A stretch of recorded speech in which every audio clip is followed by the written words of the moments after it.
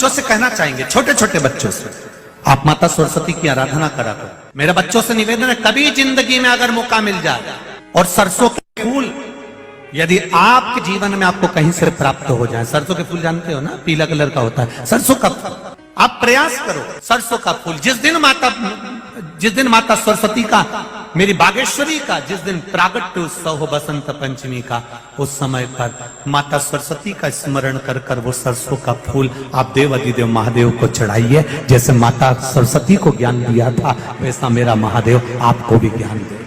वो सरसों का फूल आप देव अधिदेव महादेव को समर्पित करें। कई जगह पर आम के जो झूमर होते हैं वो, कई जगह पर सरसों का पुष्प, सरसों का फूल वैसे शिव महापुराण के अनुसार अगर अपन देखें तो बड़े रोग में भी कारगर होता है। कैंसर जैसा रोग हो जाता है या किडनी लीवर जिसका डैमेज हो जाता है, इसके लिए हमने पहले भी कथाओं में वर्णन किया है। बसंत पंचमी का दिन, महाराज सरस्वती का दिन, जिस दिन जो बच्चा पढ़ने में कमजोर होता है उसके हाथ से बसंत पंचमी के दिन सरसों के 31 फूल शंकर जी को चढ़ा दिए जाते हैं तो बच्चा पढ़ने में अव्वल निकल जाता है। उसके बच्चे को कभी नहीं कह सकते कि पढ़ने बैठ, वो खुद बैठेगा। केवल आज बसंत पंचमी का दिन एक ही दिन चढ़ता है। और बाकी के सरसों के फूल आपको मालूम है कि रोग मुक्ति के लिए तो होते ही हैं। ये तो आपको पहले भी वर्णन किया कि जब कोई एकदम रोग आ जाए और डॉक्टर एकदम बोल दे कि ये रोग भारी आ गया है और इसकी जांचें जाएंगी और फिर ये कुछ भी हो सकता है, तो क्या करा जाता था कि 108 सरसों के फूल लाकर तुरंत शंकर भगवान को चढ़ाए जाते थे महाराज।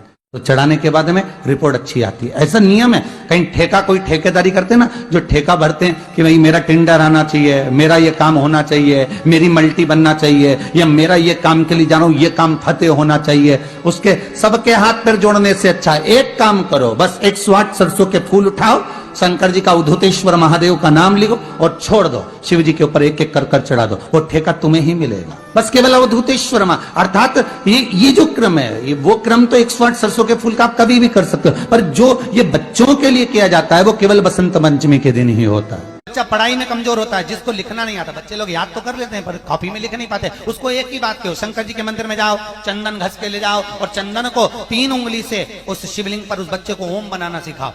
शिवलिंग पर जो बच्चा ओम बनाना पूरा चालू कर देता है, उस बच्चे को माँ फिर हाथ पकड़ के नहीं पढ़ाती, वो बच्चा अपने आप लिखना चालू कर देता है केवल शिवलिंग पर ओम लिख देने पर। इसका पूजन नटराज, क्योंकि वीणा देवी को, सरस्वती को भी अगर कोई स्वर प्रदान करता है, माता सरस्वती को यदि कोई नृत्य प्रदान कर रहा है, माता सरस्वती को यदि कोई वीणा में स्वर प्रदान कर रहा है, माता वीणा वादनी को अगर कोई वीणा सिखा रहा है, माता सरस्वती को नृत्यांगना सिखा रहे हैं, तो वो नटराज भगवान शिव सिखा रहे हैं। शंकर, दुनिया के लोग माता सरस्वती को पकड़ते हैं और सरस्वती शिव नटराज को। नाट्य सिखाने वाला ही शंकर सरस्वती को।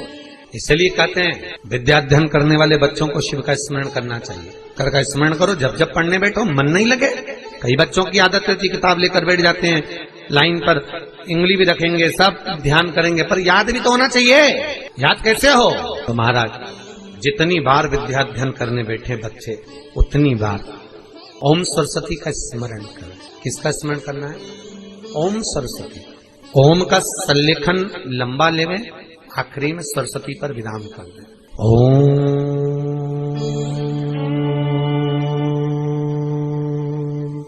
सरस्वते नमः। ओम सरस्वती का स्मरण करिए। 5 बार बोलने के बाद बच्चा खेलते हुए भी अगर किताब में एक लाइन भी पढ़ लेगा तो वो बच्चा उस लाइन को कभी जिंदगी में भूल नहीं सकता, भले वो उस क्लास को पास करके आगे की 10 क्लास में क्यों ना पहुंच जाए, भूल नहीं सकता। सरस्वती जी का एक नाम शारदा है। क्या नाम है? जम के बोलिए जरा। शारदा। ये शारदा नाम कहां से पड़ गया? सरस्वती माता को शारदा नाम किसने दिया था? भाई नामकरण होता है तो हमारे यहाँ तो आज भी नियम है महाराज, ये बुआ कोई नाम बताती है, मामा जी कोई नाम बताते हैं और दादाजी कुछ बोलते हैं, कोई बोलेगा टिक्कू, कोई बोलेगा पिक्कू, कोई बोलेगा कुछ, सबके नाम अपने अपने रहते हैं, कोई प्रेम से क्या बोलता है। तो सरस्वती का शारदा नाम किसने प्रदान किया था? माता सरस्वती को शारदा संबोधन किसने दिया था? माता सरस्वती को शारदा का संबोधन किस समय पर प्रदान किया गया था? जिस समय पर शंकर और पार्वती भ्रमण पर निकल रहे थे और भगवान ब्रह्मदेव सरस्वती को ढूंढ रहे थे और माता सरस्वती को ढूंढते हुए ब्रह्मा जब भगवान शंकर की साक्षी में पहुंचे हैं, तब भगवान शंकर से ब्रह्मदेव ने कहा, आप कहीं सरस्वती को देखें तो मुझे भेजिएगा, मेरे पास में भेजिएगा। शंकर भगवान ने उसी समय पार्वती से कहा, पार्वती, जैसे एक स्त्री जो पतिव्रता धर्म का पालन करने वाली है, एक नारी पतिव्रता धर्म का पालन करने वाली होती है, पति को परमेश्वर मानने वाली होती है, पति के चरणों का रसतत्व ग्रहण करने वाली होती है, तो वो पर पुरुष का स्मरण नहीं करती। उसी तरह एक पति जो अपनी अर्धांगिनी के साथ में रहे और अर्धांगिनी के साथ चले तो पर नारी का स्मरण नहीं होना चाहिए। तो एक काम करो पार्वती, तुम उस सरस्वती को बुलाना प्रारंभ करो। अब पार्वती जी ने कहा, सरस्वती तो मेरी बहन जैसी है, सरस्वती तो मेरी सखी जैसी है, अब मैं उसको अगर बुलाऊं, आवाज दूं, अच्छा नहीं लगेगा। तो माता पार्वती जब ढूंढते ढूंढते ढूंढते ढूंढते शंकर भगवान के साथ में भ्रमण करती करती पहुंची, तो क्या देखती है माता पार्वती कि एक सरोवर के पास में माता सरस्वती बैठकर सरोवर में अपना मुखाग्रविंद देख रही थी। श्वेत वस्त्र था मेरा माँ का और बड़ी सुंदर गले में माला पहन रखी थी माता सरस्वती ने, और एक सरोवर में माता सरस्वती अपने मुख को जब निहार रही हैं, उस दर्पण के भाव में अपने प्रतिबिंब को देख रही हैं, तब उस समय पर माता पार्वती ने कहा, शारदा, सरस्वती को लगा कि मेरा संबोधन ये किसने कहा। पलट कर देखा, सरस्वती ने कहा, पार्वती तुम?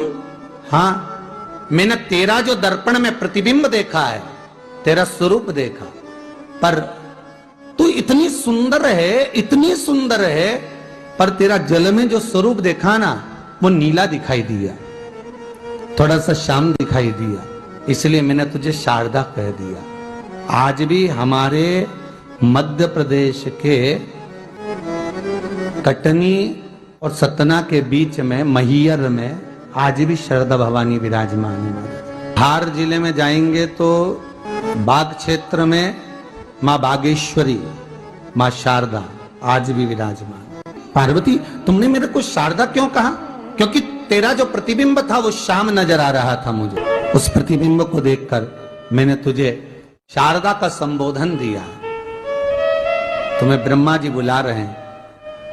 सरस्वती ने कहा, मैया दीदी, आपने मुझे जो नाम दिया है, जगत के लोग, संसार के लोग मुझे इस नाम से जब पुकारेंगे तो ये शारदा, ये सरस्वती स्वयं उसके कंठ पर, उसके मस्तिष्क पर सदा विराजमान रहेगी, ये शारदा बनकर। इसलिए हमारे स्कूलों में, हमारे काव्य ग्रंथों में, हमारे जो कविगण रात्रि को जो काव्य पाठ करते हैं, कविता का स्मरण करते हैं, वो सरस्वती की वंदना नहीं करते, हे शारदे माँ, शारदा की वंदना करते। कभी आपसे कोई पूछ ले कि शारदा नाम पार्वती सरस्वती का कब पड़ा, तो आप बता सकते कि ये माता शारदा नाम कोई सहज नहीं है। माँ ढूंढने के लिए जब निकली ब्रह्मदेव के कहने पर भगवान शिव के साथ भ्रमण करती, नाम का उच्चारण कोई सहज नहीं होता। कोई देखता होगा, दादाजी ने अगर किसी का नाम कुछ रखा है तो कुछ सोच के रखा होगा, पिताजी ने अगर कुछ रखा है तो उसके मन में कुछ आया होगा तो रखा होगा, मम्मी ने अगर कोई नाम रखा है तो उसने कोई विचार कर कर रखा होगा।